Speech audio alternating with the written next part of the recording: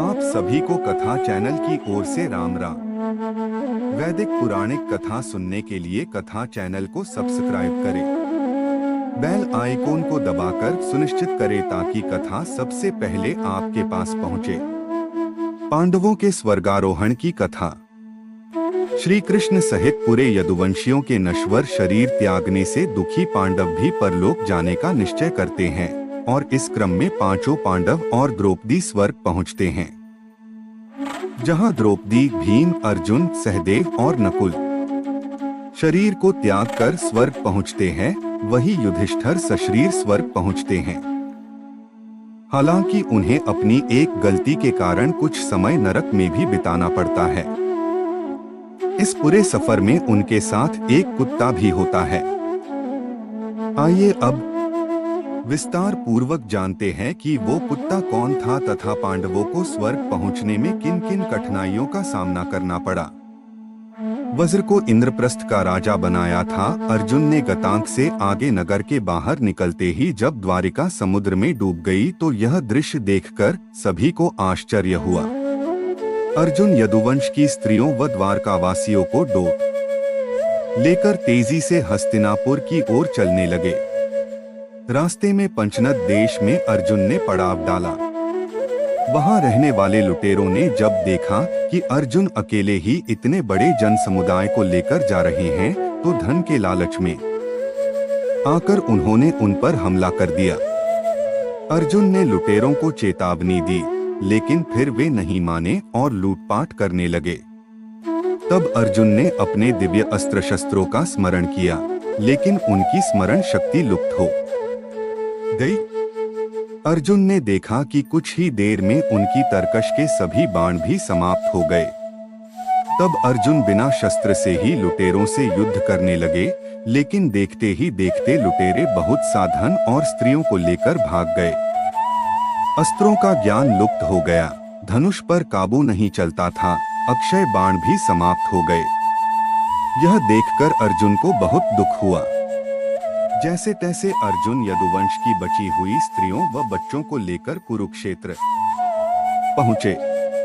यहाँ आकर अर्जुन ने वज्र, श्री कृष्ण का पोता, को इंद्रप्रस्थ का राजा बना दिया। रुक्मिणी, शैब्या, हेमवती तथा जामवंती आदि रानियां अग्नि में प्रवेश कर गईं, शेष वन में तपस्या के लिए चली गईं। बूढ़ों, बालकों व अन्य स्त्रियों को अर्जुन ने इंद्रप्रस्थ में रहने के लिए कहा। महर्षि वेदव्यास ने दिया था पांडवों को परलोक जाने का विचार। वज्र को इंद्रप्रस्थ का राजा बनाने के बाद अर्जुन महर्षि वेदव्यास के आश्रम पहुँचे। यहाँ आकर अर्जुन ने महर्षि वेदव्यास को बताया कि श्री कृष्ण बलराम सहित सारे यदुवंशी समाप्त हो चुके हैं। तब महर्षि ने कहा कि यह सब इसी प्रकार होना था, इसलिए इसके लिए शोक नहीं करना चाहिए। तब अर्जुन ने ये भी बताया कि किस प्रकार साधारण लुटेरे उनके सामने यदुवंश की स्त्रियों को हर कर ले गए और वे कुछ भी न कर सके। अर्जुन की बात सुनकर महर्षि वेदव्यास ने कहा कि वे दिव्य अस्त्र जिस उद्देश्य से तुमने प्राप्त किए थे वह पूरा हो गया, अत वे पुनः अपने स्थानों पर चले गए हैं। महर्षि ने अर्जुन से यह भी कहा कि तुम लोगों ने अपना कर्तव्य पूर्ण कर लिया है, अत अब तुम्हारे परलोक गमन का समय आ गया है और यही तुम्हारे लिए श्रेष्ठ भी है। महर्षि वेदव्यास की बात सुनकर अर्जुन उनकी आज्ञा से हस्तिनापुर आए और उन्होंने पूरी बात महाराज युधिष्ठिर को बता दी। युधिष्ठिर ने परीक्षित को बनाया।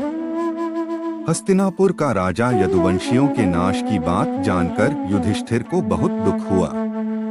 महर्षि वेदव्यास की बात मानकर द्रौपदी सहित पांडवों ने राजपाट त्याग कर परलोक जाने का निश्चय किया। युधिष्ठिर ने युयुत्सु को डोट बुलाकर उसे संपूर्ण राज्य की देखभाल का भार सौंप दिया और परीक्षित का राज्याभिषेक कर दिया। युधिष्ठिर ने सुभद्रा से कहा कि आज से परीक्षित हस्तिनापुर का तथा वज्र इंद्रप्रस्थ का राजा है, अत तुम इन दोनों पर समान रूप से स्नेह रखना। इसके बाद पांडवों ने अपने मामा वसुदेव व श्री कृष्ण तथा बलराम आदि का विधिवत तर्पण व श्राद्ध किया। इसके बाद पांडवों व द्रौपदी ने साधुओं के वस्त्र धारण किए और स्वर्ग जाने के लिए निकल पड़े। पांडवों के साथ साथ एक कुत्ता भी चलने लगा। अनेक तीर्थों, नदियों व समुद्रों की यात्रा करते करते पांडव आगे बढ़े लगे। पांडव चलते चलते लाल सागर तक आ गए। अर्जुन ने लोभवश अपना गांडीव धनुष अक्षय तरकशों का त्याग नहीं किया था। तभी वहां अग्निदेव उपस्थित हुए और उन्होंने अर्जुन से गांडीव धनुष और अक्षय तरकशों का त्याग करने के लिए कहा। अर्जुन ने ऐसा ही किया। पांडवों ने पृथ्वी की परिक्रमा पूरी करने की इच्छा से उत्तर दिशा की ओर यात्रा की। यात्रा करते करते पांडव हिमालय तक पहुंच गए।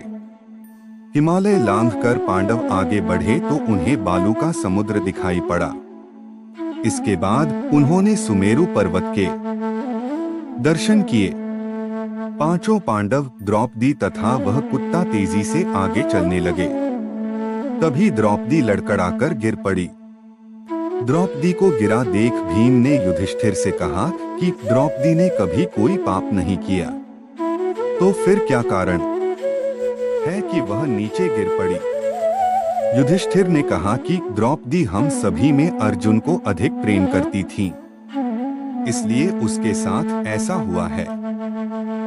ऐसा कहकर युधिष्ठिर द्रौपदी को देखे बिना ही आगे बढ़ गए। थोड़ी देर बाद सहदेव भी गिर पड़े। भीमसेन ने सहदेव के गिरने का कारण पूछा तो युधिष्ठिर ने बताया कि सहदेव किसी को अपने जैसा विद्वान नहीं समझता था, इसी दोष के कारण इसे आज गिरना पड़ा है। कुछ देर बाद नकुल भी गिर पड़े। भीम के पूछने पर युधिष्ठिर ने बताया कि नकुल को अपने रूप पर बहुत अभिमान था, इसलिए आज इसकी यह गति हुई है। थोड़ी देर बाद अर्जुन भी गिर पड़े।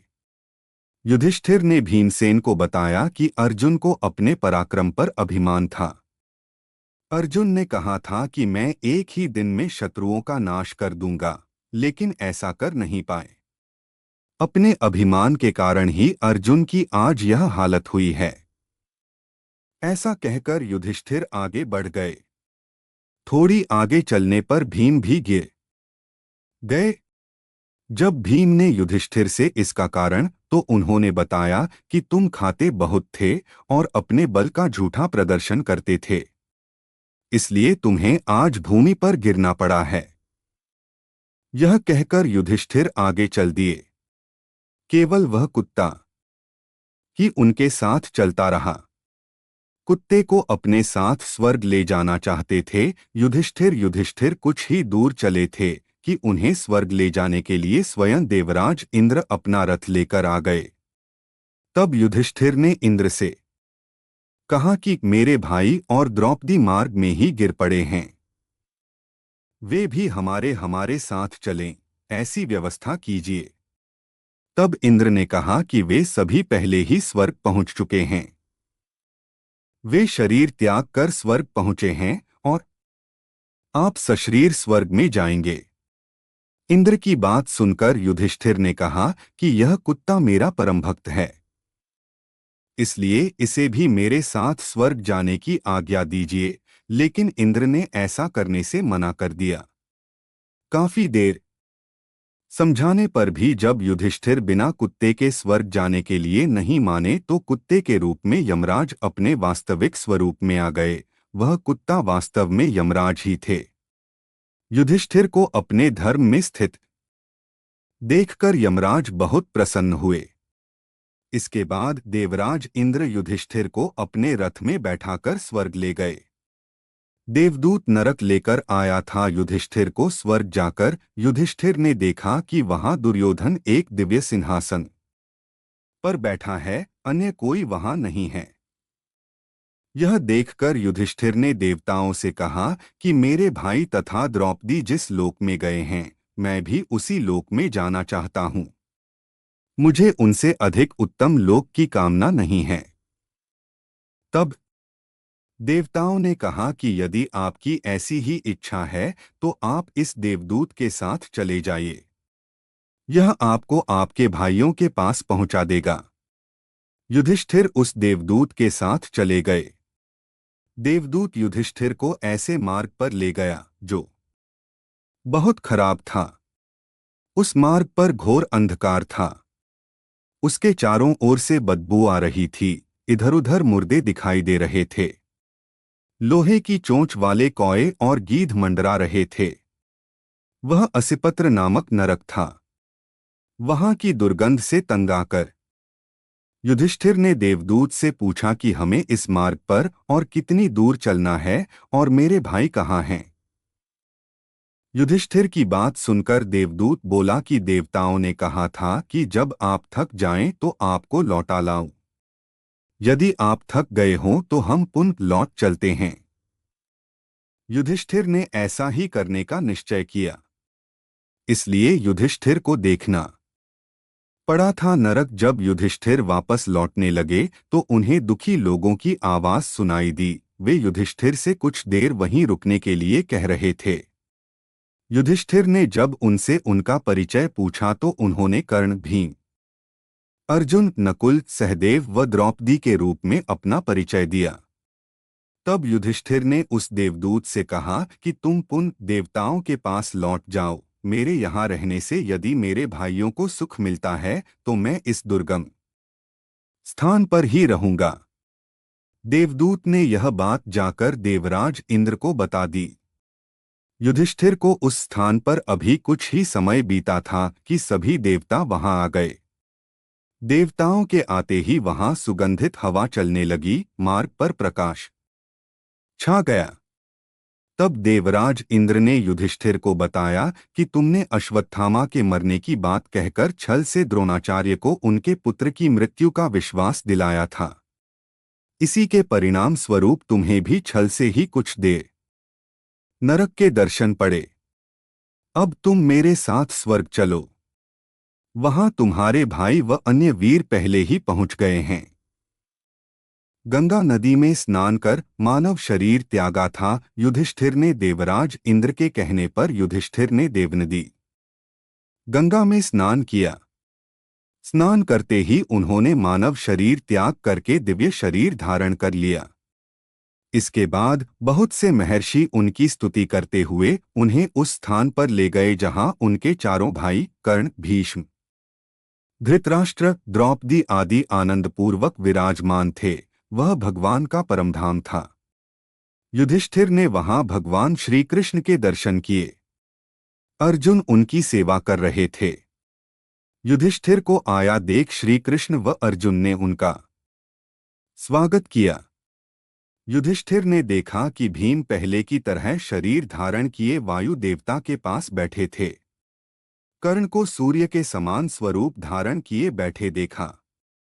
नकुल व सहदेव अश्विनी कुमारों के साथ बैठे थे।